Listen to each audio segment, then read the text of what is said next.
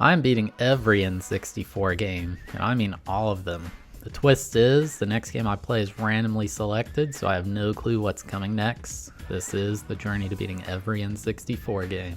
Hey, welcome to another episode. If you do enjoy this video, consider giving it a like, as it does help the channel a lot. And if you like this series, make sure to subscribe so you don't miss out on the next one.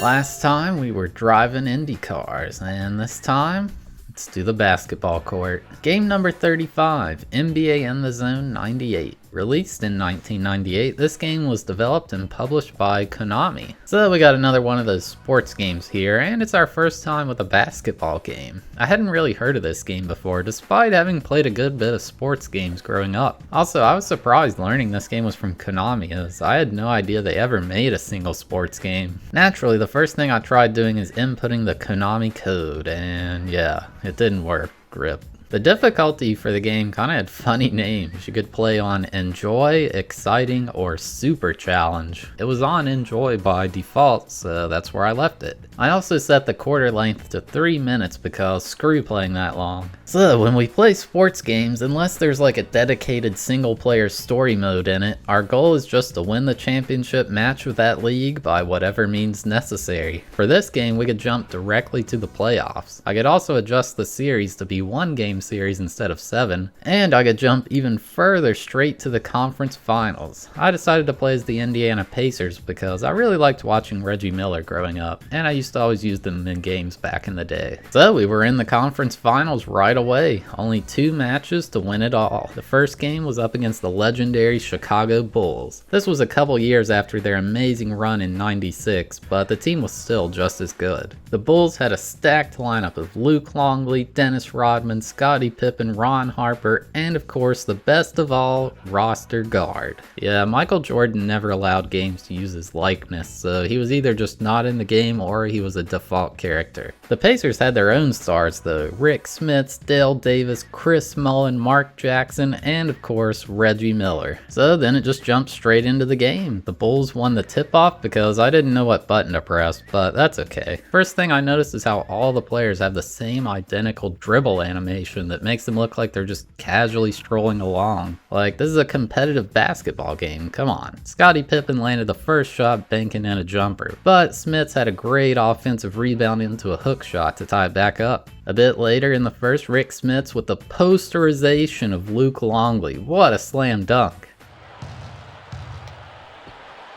Oh, get posterized, dude. Then we had Reggie Miller showing he's got some hops with a massive windmill dunk. The first quarter ended with the Pacers up 16-10. There's not really any music during games, nor is there any commentary. It feels really quiet, honestly. Like, I feel like for a sports game, you need at least one of those. The graphics aren't too bad either. It looks like they went for a more realistic look, but it's tough to achieve that on the N64. The best strat for scoring seemed to be just kind of run around all the defenders and drive directly to the basket, like I do here with Chris Mullin. Or if you have Reggie Miller on your team, just shoot 3-pointers all day. He's like Steph Curry, man. Pacers were up 31-25 at the end of the first half. In the third quarter, I shot my first free throws of the game. They are incredibly weird. There's this meter going back and forth, and you may think, oh, just press the shoot button when it's in the middle. Oh no, it's not that simple. You have to press on the joystick to make them dribble, then time the shot along with the dribble animation like in the middle. It doesn't make sense, honestly. At the end of the third quarter, it was 47-36 Pacers. Reggie Miller was on fire. This game doesn't really seem to have rubber banding, as I just slowly built up a bigger and bigger lead.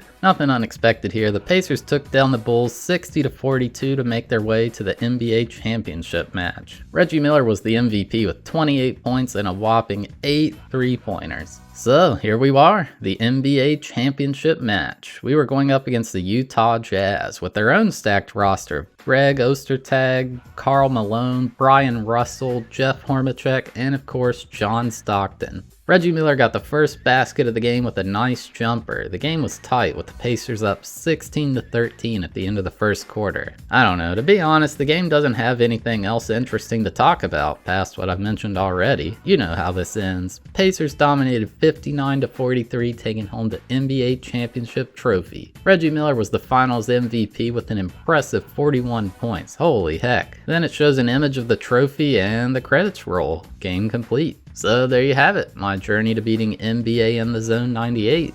I mean, there's not much else this game has to offer outside of just playing basketball matches. Just playing 2 games fits within the rules because I did win the championship and even trigger the credits. The game's just not all that great, I think. It's an okay basketball game, but I don't think many people would choose this over something like NBA Hang Time. If it had music or commentary during the match, it would have improved it so much just by adding one thing. I gave it a 3 out of 10 for enjoyability and a 2 out of 10 for difficulty, because it wasn't very hard. But yeah, if you made it this far, thank you so much for watching. I really appreciate it. If you did enjoy the video, consider giving it a like, as it does help the channel a lot. And if you like this series, make sure to subscribe so you don't miss out on the next one. But yeah, thanks for watching, and here's a sneak peek at what is coming next.